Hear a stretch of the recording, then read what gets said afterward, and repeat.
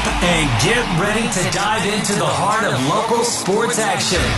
Broadcasting live from the heartland of Missouri, welcome to the SEMO Scramble on SEMO ESPN. It's now time to catch up on the latest local highlights, in-depth analysis, and interviews from the Boot Heel and beyond. Here's your host, Rusty Hendricks.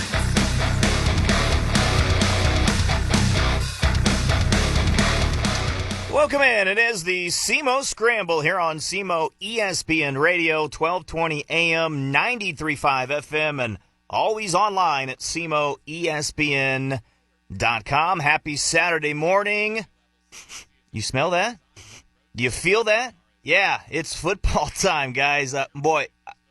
Just waking up, you just feel a little different, don't you?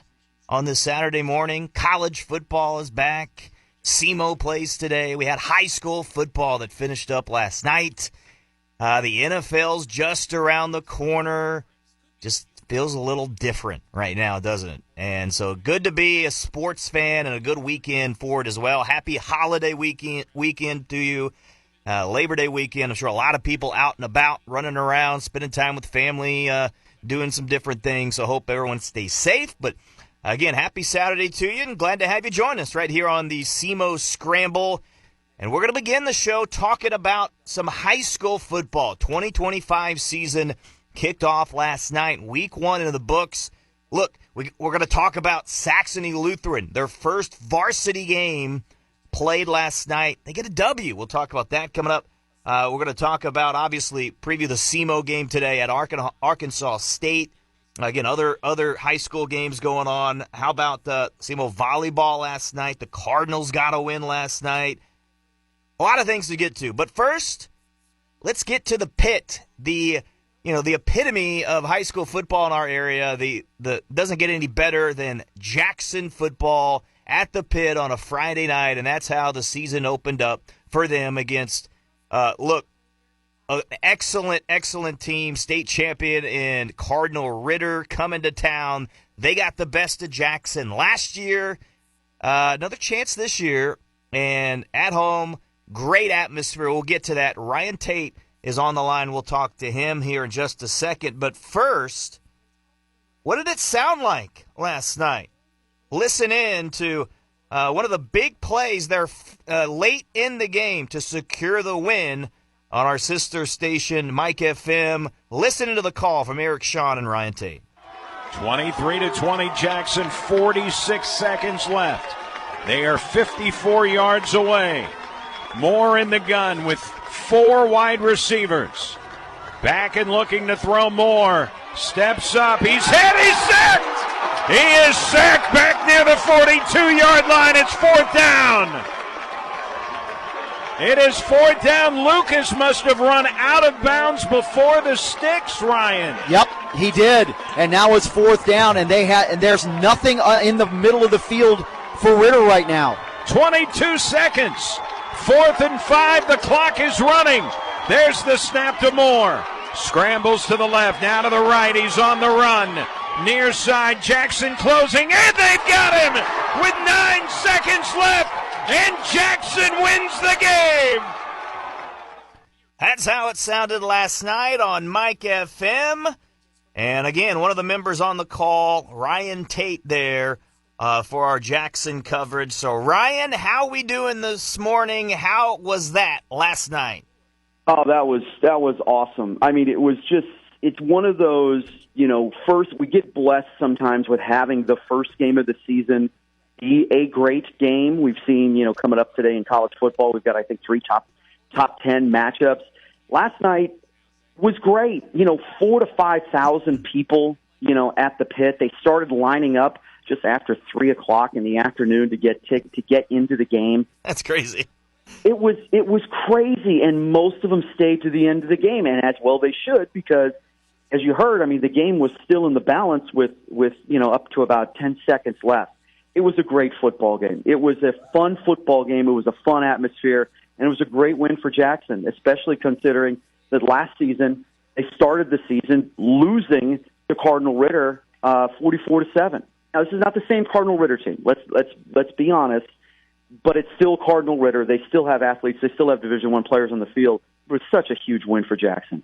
So I want to get to some of the game things, but that's kind of the first thing I wanted to focus on was the atmosphere. I mean, Ryan, you've covered high school football for a while. You've been with Cape Central. You've been around the area, obviously, for so long. It's different at Jackson. It just simply is. It is different, and it's not just, and again, it's nothing against some of the great venues that are around this area and some of the great fans that are around this area that watch high school football. But, I mean, in comparison to other places in the state, there are just a handful of venues and a handful of fan bases that can supply what we saw last night. It was loud, it was exciting, it was fun, and it makes you just re-fall in love with high school football. It was that kind of a scene, and it was such a great. And this is August. This isn't a playoff game. This is the first game of the regular season. But the weather was great. It's low 80s. It was perfect. It was a perfect scene, and it was a great win for the Indians. 23-20 is the final. Jackson with I think they were down 20-6 at one point. Is that right? Jackson was up 20-6. Jackson never trailed in the football game. Jalen Hampton, right up the middle for 46 yards on the second drive of the game, put the Indians up 7-0. They never trailed. They led 13-0 at one time, 20-6 at one point, as you mentioned. But then Cardinal Ritter came back, scored a tying touchdown at the beginning of the second half, and that was the only touchdown of the second half for both teams. It was 20-20 until the Indians were able to kick a field goal late in the fourth quarter to take the 23-20 lead.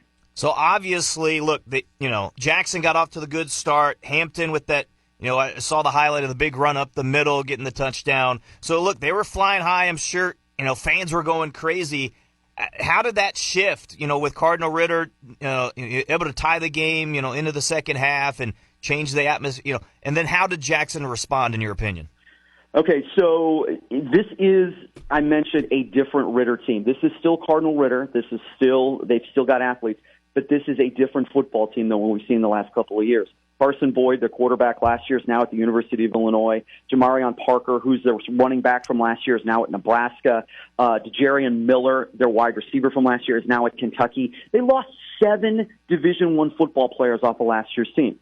They have Division I football players on this year's team, but they had a lot of inexperience, especially at quarterback. They used a sophomore who I couldn't even find him on the roster last year. They brought in a freshman, a 5'9", 150-pound freshman, to try to kickstart this offense. And it wasn't until midway through the second quarter that they started to finally get their legs underneath them, try to find some rhythm, and they found some rhythm with their senior running back, Manny Ellis, who was a backup last year, a backup who scored 3 touchdowns in the district final against Cape Central. So he's no slouch by any means. Yeah, he's committed to Indiana State, by the way. Exactly. So they were able to finally get him going. A lot of runs up the middle. They started to really pound away at the middle of the Jackson defense. And once they were able to soften that up and get some of Jackson looking inside defensively, then they started using their athletes to bounce it outside, use some of their wide receivers. Elijah Lucas, who's only a junior, he's a 6'3", 200-pound junior who's committed to Western Michigan. He started to get moving, and the Indians really had to change what they were doing offensively to counter what Ritter was able to find offensively, and the Indians were able to do it. They were able to match them athlete for athlete in a lot of situations, and a lot of the hero ball plays that Ritter is known for, sitting there throwing the ball downfield, fly patterns, jump balls, things that they're just going to out athlete you. Jackson was able to fight it off and really able to stop them. So one of the things, again, I wasn't there last night, but one of the things I had kind of heard through the grapevine is one of the differences that seemed to stand out was the coaching. Is that, look, Jackson seemed to be the more prepared team. They seemed to be making the right calls, right decisions. Did that, stand out to you as well, Coach Nesbitt and his staff? Yeah, the thing, Ritter, last year when I watched Ritter take on Cape Central in the district title game, Ritter really does feel like they have the attitude that we are just going to out-athlete you. There's nothing you're going to do that can stop what we are going to do here. And if you can, great, but it's not going to happen. I don't call it, it's not disrespecting the opponent, but in a way it almost is. It's like, you guys can't stop us. Watch. Well, when you face somebody who stands up to that kind of a play, Jackson really, the coaching staff of Jackson pounded into these players, don't play with any fear. Do not play scared of this football team. And when they stood up to him and they didn't allow the hero plays, when the defensive backs for Jackson were able to knock balls down, not allow the big play to happen, you could see that Ritter didn't have a plan B. You know, everyone's got a plan until they get punched in the mouth was the famous line that Mike Tyson said. Well, plan B for Ritter, there really isn't one because they don't normally need one. And they didn't have, last night when Jackson was able to figure out what was going on, Ritter didn't have a plan B. Now, maybe they do later in the season. But at the beginning of this year, with an inexperienced quarterback system, with players that weren't playing as much as maybe last year as they are this year, they didn't have an answer. What stood out to you? Look, week one, you know, there's a lot of season to go, but look, to me, you know, I've talked about it before. I mean, these first three games is a gauntlet for Jackson starting off, and then let's be honest, they're going to take care of business through the SEMO conference and throughout. I mean, they're going to be that good. But seems to be a different team. They seem to be improved. Drew Parsons, Jalen Hampton and company. I mean, they have a good group back. Obviously, their offensive line is massive and great. But what stood out to you about Jackson last night and just how they played here in game one? I mean, you said the two names. I mean, it's Jalen Hampton and Drew Parsons. They've had so much experience. I made the joke. I feel like they've been playing for 5 years. They seem to. It's like, wow, you have more eligibility. That's how much they played the last few seasons. And in the fourth quarter, unofficially, I had Jackson running 20 plays. Oh, wow. 20 plays that were not a kick. 19 of them were either Parsons running the ball or throwing it, or it was Hampton running it. Like, they have these two guys, and they're going to be difference makers. And when you put these two guys with their experience and their athletic ability behind that massive offensive line, they're always going to be in football games. They just are, because those guys have so much experience. They played in so many big games, and you could see it. You could see, Parsons wasn't rattled by the situation. Made a lot of plays with his legs as well as his arm. And when you compare that to a Cardinal Ritter team whose quarterbacks had never even seen the field, it was a glaring difference. So the difference Jackson has is they have Parsons, they have Hampton, their experience, and their athletic ability behind that ginormous offensive line. That's good stuff. And look, again, it's going to be tough the next couple of games. You have Ballard County, Kentucky. You also have Edwardsville, Illinois. That's always a fun, very tough matchup. So we'll see how that plays out. But again, I mean, I'm sure Coach Nesbitt after the game was pretty pleased by how things went. And again, just the way that Jackson, was able to get that late field goal, that was big. I mean, do you know about how far out that was for the game-winning score? Yeah, it was a 20-yard field goal, okay. And the Indians had missed a field goal earlier in the second half, where it just was a bad-looking kick. It was one of those kicks where that it was below the crossbar. It never had a chance. So on a 3rd and 1 from the goal line, the Indians were stopped. Hampton was stopped on a sweep, a power-eye sweep. So now you're sitting at 4th and 3 and a decision to make in a tie ball game after a field goal that the previous one looked terrible. This one actually went in. Turley was able to kick it in. And then there was actually a flag on the play. Ritter jumped over the offensive lineman and hit the offensive lineman. So it's an unsportsmanlike conduct penalty, but it's not an automatic first down. So the coaching staff had to make a decision. Do you keep the 3 points on the board, or do you go 4th and goal from the 1.5-yard line? They made the right decision, keep the points on the board, because honestly, I made the joke, and I'm half joking and half serious. I don't know if Cardinal Ritter's got a field goal kicker. They don't kick extra points. Right. They don't kick field goals. They haven't kicked field goals in years past. They will go for it on 4th and 15 when they had all those athletes, because they're like, look, you're not going to stop us. I was actually saying I would not be surprised if they did not have a field goal kicker. So they kept the 3 point. Jackson kept the 3 points on the board and stopped them in the last drive to win the football game. Pretty awesome stuff. Ryan, really appreciate the time this morning. Sounded like it was a blast last night there at Jackson. Have a good weekend, brother. Sounds good, Rusty. Lots of football this weekend. Love it. Just real quick, any college football games that catches your eye this weekend? I mean, I'm going to date myself here, but I've been watching College Game Day religiously for the last 35 years. I'm currently watching, the final one for Lee Corso. It's almost slightly emotional because I was in college when I was in high school when all of this started with Corso. Then in college, now watching it now, it's just going to be awesome. But to answer your question, obviously the Ohio State-Texas game, huge. I do want to see LSU and Clemson. I think Cade Klubnik is the real deal.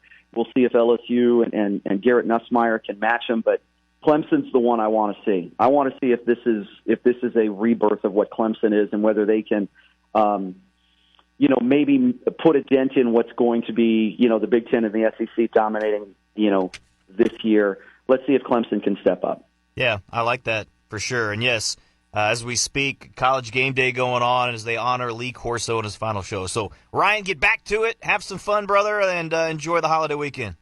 Sounds good. Appreciate it. See you, Rusty. All right, that is Ryan Tate, the announcer, and along with Eric Shawn for the Jackson Indians football team this year. And appreciate Ryan for joining us this morning. We're going to take a quick break. When we come back, we're going to get back to it. We're not just going to talk about Jackson. We're going to talk about some other games that went on in the high school ranks last night as well. So stay with us. SEMO Scramble continuing next.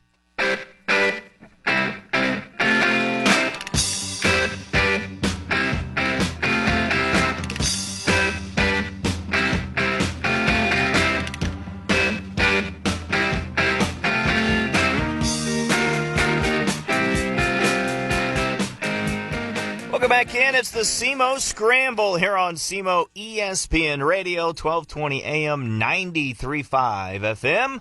Online at SEMOESPN.com. And again, look, just talking about Jackson winning that game 23-20. Sounded like an absolute blast there at the pit. Some other good games last night. And Friday Night Lights for high school football kicking things off week one. We're going to go through some scores and break them down a little bit here. So let's start with Valley View, Arkansas hosting Poplar Bluff last night, and they got the victory 35-18. New quarterback coming in for the Bluff Mules and Valley View, Arkansas. And their top guy, Carter Wallace, scoring 4 touchdowns to lead the way. Bluff kept it close for the most part of the game, but Valley View, Arkansas pulling away there late, so Bluff trying to retool here on the fly, trying to figure some things out. I think Bluff's going to be okay, but they are working through some things, not quite as strong. Look, losing a guy like Jay Edmondson, who had been their quarterback for so long, and really a very productive guy as well, that's tough. Into another year of Mannion era at Poplar Bluff, I believe his second year, so trying to figure some things out, get better. I think they will get better as the year goes on, but a tough game there. I didn't mention this before, but I did make some picks kind of on my social media pages of some of the games. I did okay, but I had a couple of misses. I ended up picking Cardinal Ritter over Jackson. I thought they were still good enough to win, but that pit factor maybe was the difference last night. So I missed that one, and another one I missed was Portageville and Kennett. I thought Portageville could get it done. Kennett has been down for a little bit. They have struggled. Portageville has been on a high. Maybe I gave Portageville a little bit too much credit because it was Kennett coming away with a victory last night, 37-12. So Kennett stops a 15-game skid. So congrats to Kennett there. And, again, getting the victory last night over Portageville in Coach Wyatt's return to the sideline. So 37-12 there. Kennett, the final over Portageville. How about Charleston and Kelly? I thought Charleston, they're a sneaky team, I think, could be pretty good this year. And they get the win over Kelly. Kelly's a team that's going to fight. They're going to scrap. They're going to be well coached under Coach Powers. So they're going to be a team that's tough. I mean, you think of Kelly football, you just think of toughness. At least I do in their time so far. But it was Charleston outlasting, getting the victory, 22-17. to 14 last night. And one of the big plays in the game was Trenez Lane, a guy that's a multi-sport athlete, he's a good basketball player, had a big pick six in the game. C.J. Kimball, a good athlete, a guy that had 105 yards on the ground in the second half, okay? So Trent Adams, the first-year head coach under him, I don't know a lot about him, to be honest, but it seems like he seems to be a pretty good coach. And again, they got a good win over Kelly, 22-14. Congrats to Charleston last night as they host that game. Another game I got wrong, I'll be honest. St. John at St. Vincent. I knew it was going to be a tough game. I thought it was going to be closer, a little closer. It was a couple-score game. St. John led early, and then St. Vincent just couldn't come from behind. But 49-35, a little bit of a shootout. St. John with a victory over St. Vincent last night. Look, St. John's a bigger school. They should beat, the Class 1 St. Vincent school, but St. Vincent with all the success last year, just the one loss. I thought maybe, St. Vincent could get it done again this year, but give credit to St. John. They bounced back, get the victory, 49-35. But I still think St. Vincent will be okay. Are they going to be 12-1 like they were last year? No, they're not. But can they be, can I have it be an 8-win team, 9-win team? Yeah, I think so. I think they could at least do that. So St. Vincent, they'll be okay. Competition will not quite be as strong for most of the year as it was last night. Another team that I'm high on, Perryville. They get the win over Fredericktown. Fredericktown, they're improved. They're better. They're on the up and up. Coach Williams does a good job there. Steve Williams at Fredericktown, he's been there a couple of years now. And they're another team. Look, well coached. They're getting better, but it was Perryville winning 35-21 last night with all of their talent. Too much to stop on offense. And 35 points, Perryville getting it done over Fredericktown. This didn't surprise me as far as the win. It didn't surprise me that it was a blowout. It did surprise me, though, that they hung 70 points for Sykeston over Crystal City, 70-6. It was a much closer game last year, but it's the first time scoring that high in a game since 2012.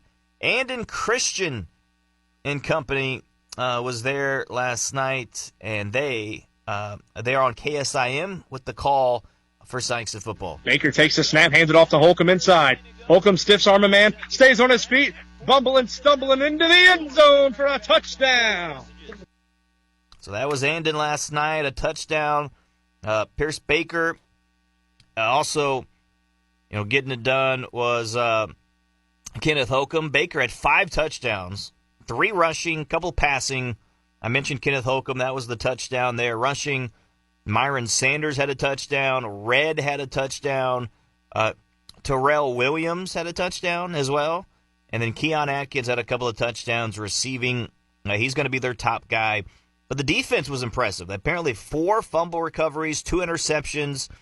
Peyton Mitchell with a pick 6 and one of them last night as well. So, again, you can listen to Sykeston games on KSIM. You can go to KZIM, KSIM.com, listen there.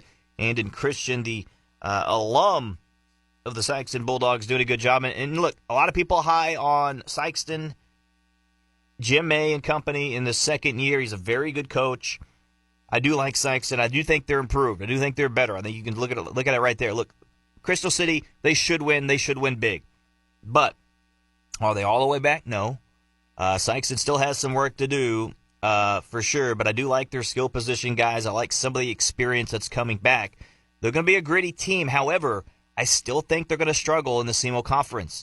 They're without a win, I think, in the last 28 SEMO Conference matchups. I don't see them beating Sykeston. I'm sorry, I don't see Sykeston beating Jackson, obviously. I don't know that they'll beat Cape. That'll be a tough game for them. Farmington is a good team. I don't know they can beat Farmington. Maybe Bluff. I mean, that might be their best shot, Popper Bluff and Sykeston, that game. But, boy, I don't know. Can you get over 500 if I'm Sykeston? That's what I'm looking at right now. Again, but an impressive win last night. I like the way they're trending, and I hope they can continue to do that as well. All right, let's get to another game. How about Dexter and Malden. 61-0. Dexter with a victory over Malden last night. Shutout. Look, they had a great year last year, and they lost some pieces. One of the questions I had is, can their offense still be as explosive? I still think they're going to be a pretty good defensive team. After all the pieces they lost, they showed that against Malden. Look, Malden still, they are struggling, and, Treston Pulley doing his best there at Malden, but they still have some work to do. The offense showed up, and that's what I want to see the most. Can Devin Turnbow, can he help lead them? Can their quarterback play be good enough? Again, I think Dexter's going to have a really good year. Will they be quite as good as last year? Maybe not, but watch out for Dexter for sure. All right, how about Scott City? Scott City with a victory over East Prairie. I am very high on them. 49-8. I think East Prairie is going to be a solid team.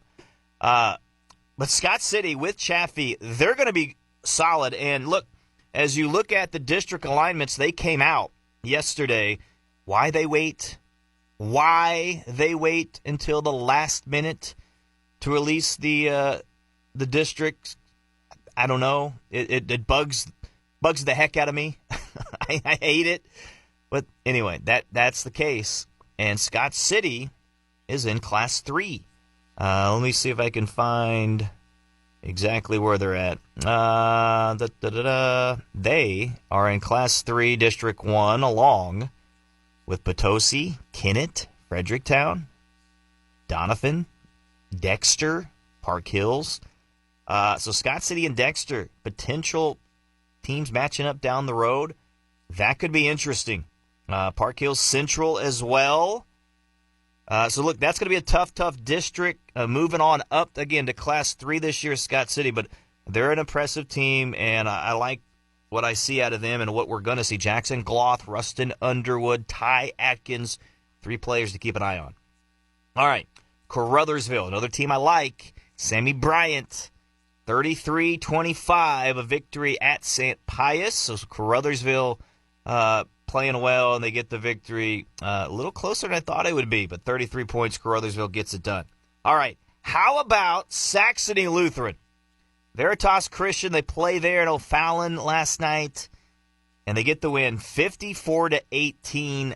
How about Saxony? Congrats to O.J. Turner and company on their first varsity win in program history.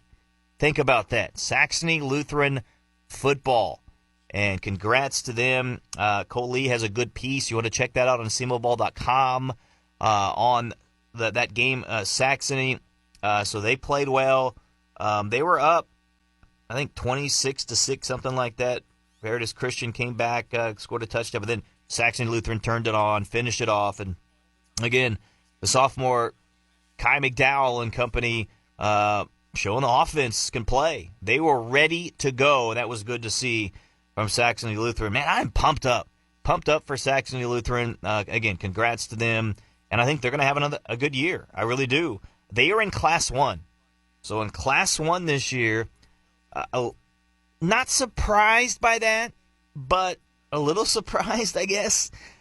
I don't know. I guess I thought maybe there was a shot they would be in Class 2 because obviously the school size. But again, upstart program, you understood, and it makes sense for them to be in Class 1. So I like it. But listen to this district: Saxony Lutheran, Portageville, Malden, Hayti, and Charleston. That's a tough district, especially with the other 3 teams: Charleston, Hayti, Portageville, along with Saxony. That's a pretty good district. It's going to be tough. I like Hayti as the favorite, but Saxony Lutheran, maybe they can make some noise in district play. So we'll see. All right, rounding things out. I left it to the end here with Cape Central and New Madrid, the game that I was at last night. Cape Central with a victory, 21-6 over New Madrid. I was telling other people, I think New Madrid is a better team. They're a better team that they have been. I like what I saw from them. I think they're well coached. Tyler Fuller, 10 years now. I think their defense has been an issue of late. I thought that was better last night. Still some things to work on. Had an injury in Jaden Williams that didn't play last night, but I think they're better. And I like what I saw out of them. Cape, they did some good things. I don't know that they're as dominant as they were last year. They're gonna be a work in progress as well. Aiden McGuire and company. I thought the offense did pretty good. The defense pretty good overall. I give it about a B. For Cape Central, there's just some little things here and there they can clean up. Some tackling on defense. For Cape Central, again, just maybe be a little bit more efficient as well on offense. They obviously didn't have a bunch of big plays because they didn't throw the ball down the field. They didn't ask him to. Aiden McGuire in his first start at quarterback, 4 for 4 for 68 yards. He did a pretty good job there. Was Aiden McGuire. But obviously the big story was Keyshawn Boyd. We'll get to that in a minute. But Brajon Clemens, he's a guy that they could maybe use out in space. Torrance Murray, Jathan Spain in the passing game as well. But here's one of the highlights from last night, the second touchdown of the night. Brajon Clemens getting it done for Central right here on SEMO ESPN. So fourth first down, their second on third down. First down and goal here. They look to run it again, and to the 5, to the pylon and in. Touchdown! Touchdown Tigers. Brajon Clemens. Clemens with a little run in. 4-yard touchdown run. Brajon Clemens. Brajon Clemens, his first touchdown here in 2025. So Clemens gets it done, and they were at 14-0 at that point. They were moving on. They played pretty good last night. Charlie Rossano had 157 yards on 9 carries. He didn't really play in the second half. Dealt with looked like a little hammy issue, but an issue on Cape Central's front. Keyshawn Boyd, he ran the ball 9 times for 74 yards. Pretty good start there. Had 2 catches for 24. On that second catch, late in the first half, this is what happened, and just a tough scene out there in New Madrid. That'll move him to the 49-yard line, so just inside of Eagle territory. Throwing it quickly is Boyd out of the backfield. Catch is made, and the tackle there could have had him for a loss, but Boyd fighting to get back to the line of scrimmage, and he does. Boyd slow to get up here, though, and he is hurt. Oh, no. That is not good as Boyd is down. All right, that's what it sounded like last night. Collective hold of the breath. He was down for several minutes. I mean, we're talking probably, 10 minutes. He was down on the turf.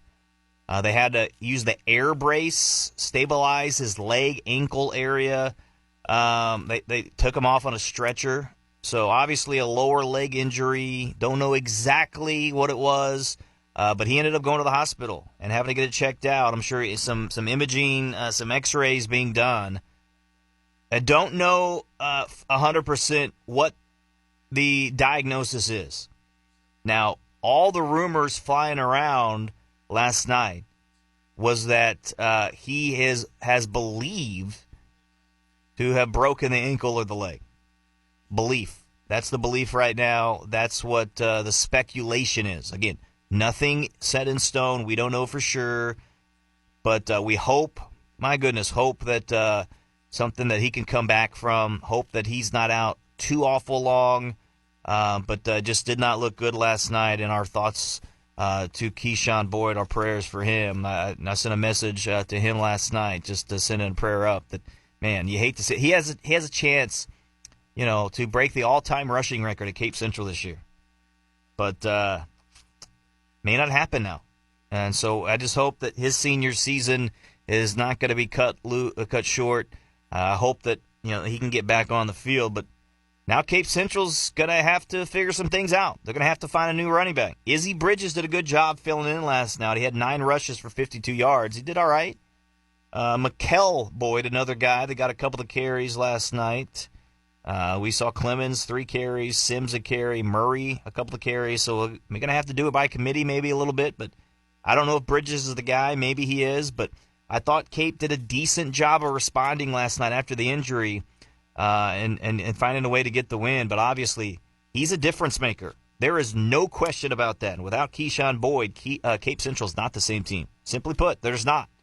So we'll see what happens. But tough loss last night for Cape Central in Keyshawn Boyd with the injury. They did get the win on the scoreboard, but definitely a loss with Keyshawn Boyd missing from action. So that'll do it from our high school coverage for high school football. Coming up next, we're going to talk a little bit about high school. My opinion, my top teams for high school volleyball and high school softball. So we're going to stay on the high school theme. Continuing next, we'll take a quick break. Be back. You're listening to the SEMO Scramble on SEMO ESPN.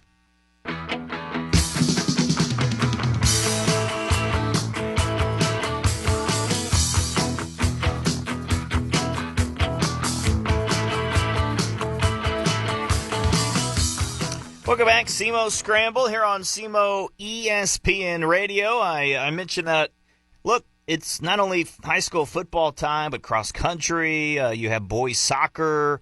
Jackson's going to be very good in boys soccer as well. I think Notre Dame's going to be pretty solid.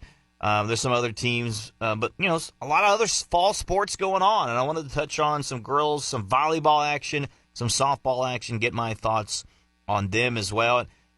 Was going to have Cole Lee of the Southeast Missourian join me. He was going to help me with that. Unfortunately, he's covering cross country this morning. He was unable to come on the show and talk. So he still sent me in his teams that he likes, and I'll bounce off of that as well. But we'll start with some softball. He likes Jackson, Chaffee, Notre Dame, Neelyville. And he says Kelly might be able to, turn some heads as well. But he says, Cole Lee told me, he says Chaffee's going to contend for and hopefully win a state title. He says Notre Dame has huge potential with an excellent returning cast. But he says Jackson is as close to a Final Four as they've ever been. But they have never been. But he's really high on Jackson. So that's Cole Lee. On his thoughts on the high school softball teams, here's mine. Very, very similar. Jackson, Chaffee, Notre Dame. I think Saxony can be pretty good. I mentioned Kelly, and I think in their class they're going to struggle, maybe not have the best record. I think East Carter will be okay as well, again, within their respective size. So those are some of the teams that I picked, but Jackson is going to be very, very good. I'm high on Jackson softball as well. I think they could look with their returners. They have a great lineup, and returning some great players as well. So I like Jackson a lot. Final Four bound, I don't know. I may pump the brakes on that for a minute. Get me past districts first, okay? But yeah, I like Jackson. They're going to have fun. Look, the Jackson Invitational Tournament going on right now. So a lot of softball games going on. If you don't have anything going on, go check that out. That's going on, I think, all weekend, all day as well. So, again, Jackson Invitational Tournament. But, again, I like Notre Dame, too. I like, Kenna Johnson as a hitter and as a pitcher. I think she's going to be pretty good. Ava Miller, Lauren Estes as two hitters as well. Watch out for. So I like the middle of the order for sure. Can they get some of their young players to step up? Defensively, I have questions about Notre Dame a little bit, but I like their team overall. Chaffee, I agree. That's the team I'm highest on. I like Chaffee a ton, and I agree that I think they can and probably should and maybe will go back to the state Final Four. I like Chaffee a lot. They just beat Notre Dame last night. 5-2, I think, was the final in the Jackson Invitational Tournament. So, look, both of those teams are good, and I don't know exactly what all went down there. So, any given night, I think Notre Dame could take them. But Chaffee, that's an impressive win. Impressive win over Notre Dame. Good win. And, again, I like Chaffee a lot. I think Saxony could be a very solid team this year. And Kelly's improving. They get the win over East Carter. They rebound after a loss to Jackson earlier. I think Kelly could be all right. So I like them as far as some softball teams. All right. That's a quick preview of some of the softball. Now, let's check out, how about volleyball? Again, going to have Cole Lee talk about it, but unable to join us this morning. Here's the teams that he is high on. Jackson, Advance, Saxony Lutheran, and St. Vincent. He also threw in there he thinks Sykeston could be a lot better. Coach Steve Beidler is back, and he's a very good coach, one of the better coaches in the area. He said he likes Sykeston as well to be improved. Okay, that's his teams. Here are mine. Jackson. I think Cape Central's still going to be all right. I think Dexter can be all right. I like Scott City. I still like Advance. Could they be as dominant as other? I don't know. I like Bernie. I definitely like St. Vincent. I like Leopold as well in Class 1. And I like Portageville. So those are some of my top teams that I like. Again, Jackson's going to be very good once again. I look for good things. But I think Cape Central can be up there. I think Notre Dame could be all right as well. I didn't mention them, but I think Notre Dame can be all right in the SEMO Conference. But again, I'm high on Scott City and this year as well. High on St. Vincent. I think St. Vincent's going to have another really good year in volleyball. Look forward to that. And again, I think Leopold, again, for their class size, they're going to be pretty good. I like Leopold as well, turning some heads. And then, again, Portageville seems like they've been pretty good over the past several years. I think they can still be solid as well in volleyball. So those are some of the top teams in volleyball that I like. And again, I just wanted to give some of the girls' sports a little love this morning with softball and volleyball, and I thought they deserved that as well. All right. That'll do it for our high school coverage. We're going to take a quick break. When we come back, we're going to talk some football again, but some college football. The Red Hawks kick things off in Arkansas State, and then College Game Day out there in Columbus, Ohio. We'll talk about that as well. Stay with us. SEMO Scramble continuing on. We'll be right back.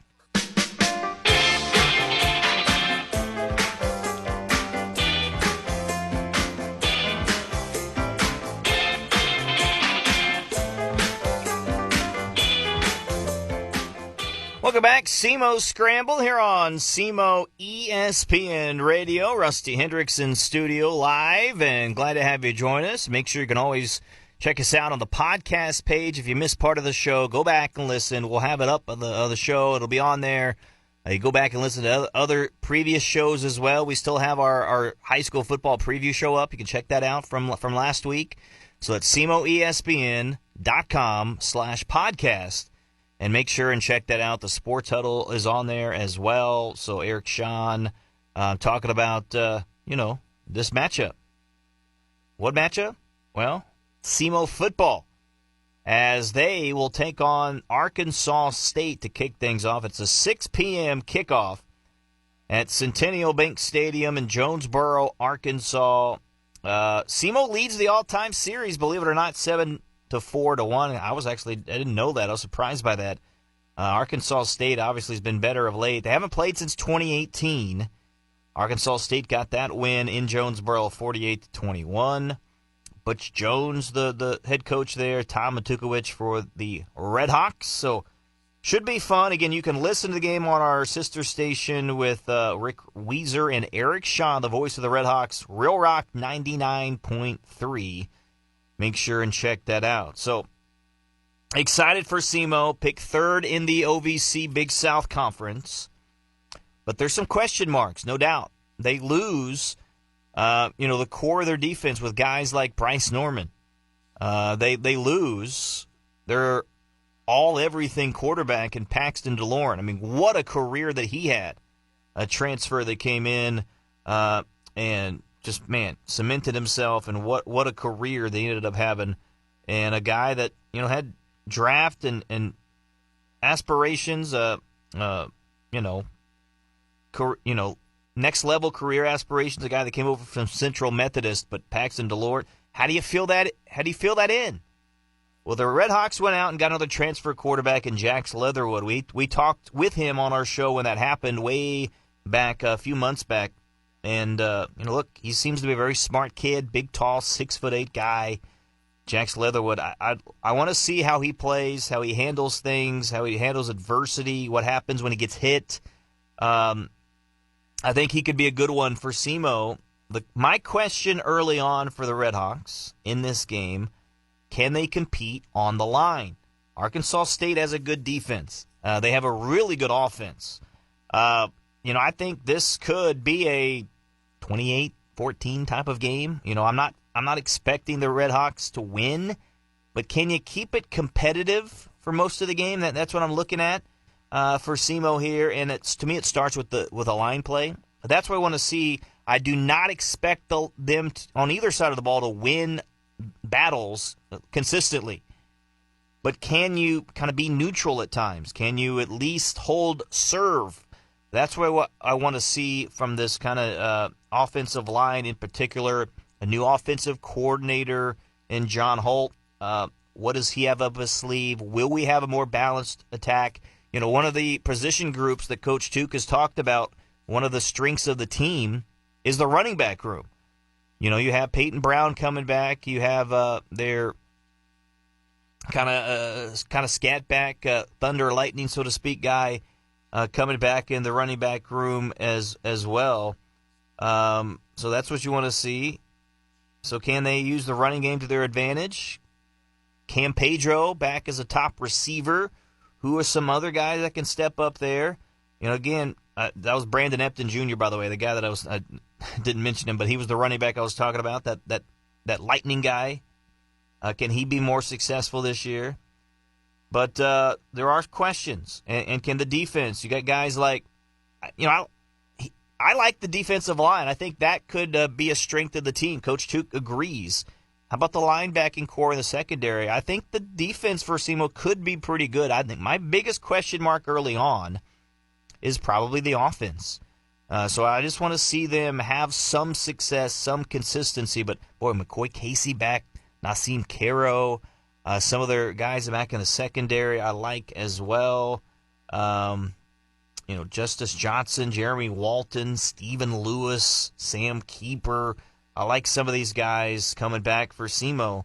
So it could, the roster consists of 29 seniors, 3 graduates. They have 24 juniors, 12 sophomores, and 36 freshmen. It's the largest freshman class since 2022. So they're going to have to maybe play some of those younger guys to step up. But I want to stay healthy.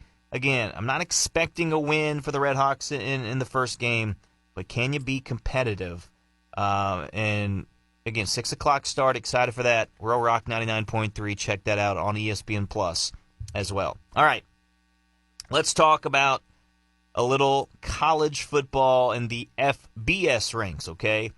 Obviously going on right now, you have College Game Day. Pretty cool. Lee Corso. They did a special on him the other night on ESPN. And then his final game day here today as well in Columbus, Ohio. That's the big game. Texas and Ohio State. I agree with we started the show, talked to Ryan Tate. He talked about, look, that's kind of his childhood and going up. That was mine as well. I mean, growing up watching College Game Day, Lee Corso, he always was on, always cool to have the heads. Look, playing some of the college video games. And you'd have him in the video game picking the head. He was like, okay, can you pick my team? Can you put my team's head on? Mascot head. That was always fun. So Lee Corso, just kudos to him and a great career and obviously a fun time at College Game Day. But to the games, excited for that Texas-Ohio State game. Arch Manning and company, new quarterback for Ohio State. I know they're at the shoe. I know they're at Ohio State. I know they are the slight favorite, even though Texas is the number 1 ranked team. I like Texas. Is that bad to say? I like Texas in this game. I'm rooting for Texas for sure. I'm not an Ohio State fan, but I'm excited for that game. I think it could be a really fun game. What quarterback will step up could be the difference there. All right. This is, as far as a top-ranked team, I think this could be potentially the biggest upset alert as far as top. Syracuse and Tennessee. I like Syracuse to make maybe some noise against Tennessee, maybe. But Tennessee and Syracuse, I think Tennessee can get it done. But, I'll put it this way. I think it'd go one or two ways. Either Tennessee takes care of business, they stop Syracuse, or Syracuse is right there in it towards the end. I think that's the two scenarios at Mercedes-Benz Stadium in Atlanta. But Tennessee, Syracuse, you have Indiana taking on Old Dominion today, Penn State, Nevada, Georgia, Marshall. That they should take care of Marshall. But, hey, they got some sweet jerseys, sweet gear. But, yeah, Georgia's going to take care of business. Alabama, Florida State. that game doesn't really intrigue me. I don't think Florida State's very good. I think Alabama should take care of business pretty easy there. Let's see, what else? Florida, they should have an easy win over Long Island University. Texas A&M over UTSA, yep. This is a game that intrigues me. LSU Clemson, 6:30 on ABC tonight. I like Clemson too. I like Clemson in that game. I want to see Klubnik. I think he's a good quarterback. Nussmeier for LSU. That'll be a fun game on ABC tonight. Michigan and New Mexico. I'm interested to see their freshman quarterback getting a start for New Mexico. Sharon Moore and all the things surrounding them. Suspension time. So can Michigan take care of business against New Mexico? 6:30 on NBC. Peacock. And that's pretty much it as far as that goes. The top 25. All the other game I like. It's going to be really good. 6:30 on ABC. Notre Dame and Miami. That's another top 10 matchup. It's going to be fun to see. That's on Sunday. So check that out on Sunday. Notre Dame, Miami. That's a game I want to keep an eye on as well. But how about Mizzou the other night getting a big win over Central Arkansas? They looked pretty impressive. I was a little concerned with the line play, but overall, I really liked what I saw from them. I kind of give them, I think I would give them a grade of probably a B plus, A minus. You know, again, there's a little question marks there, but overall, they impressed me. Bo Bueller was good. Defense was good. But, boy, you lose Sam Horn. You lose your kicker, Caden Craig.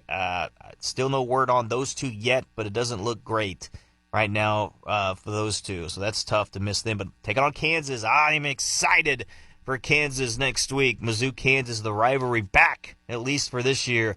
That should be fun. Mizzou and Kansas next week. All right, before we close, a couple other things real quick.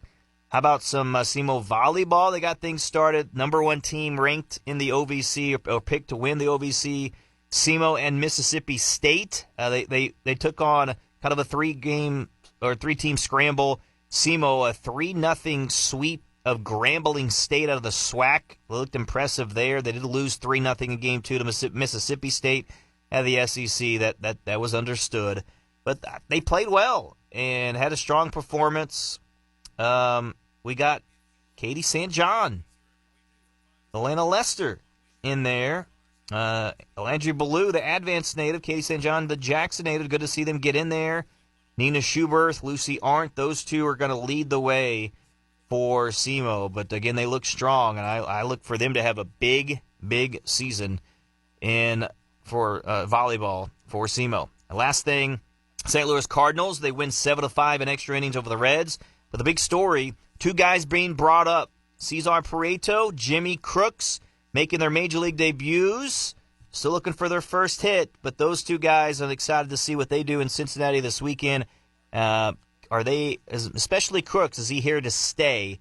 We'll be looking and keeping an eye on that. Herrera with a nice home run last night. Liberatore, 5 innings, pitched pretty solid. So the Cardinals and Reds, keeping an eye on that as well from afar. And again, some of the young guys making their debuts. All right, folks, thanks for joining us. Hope you enjoyed it. It's the SEMO Scramble here on SEMO ESPN. Have a great weekend. Enjoy your Labor Day holiday. We'll catch you next week right here, SEMO ESPN and the SEMO Scramble. You've been listening to the SEMO Scramble on SEMO ESPN. Tune in every Saturday morning from 9 to 10 for a dash of hometown pride and the latest news, scores, and stories that matter most to local sports enthusiasts from the Boot Heel and beyond. Right here on SEMO ESPN 1220 AM, 93.5 FM, the SEMO ESPN app, and SEMOESPN.com.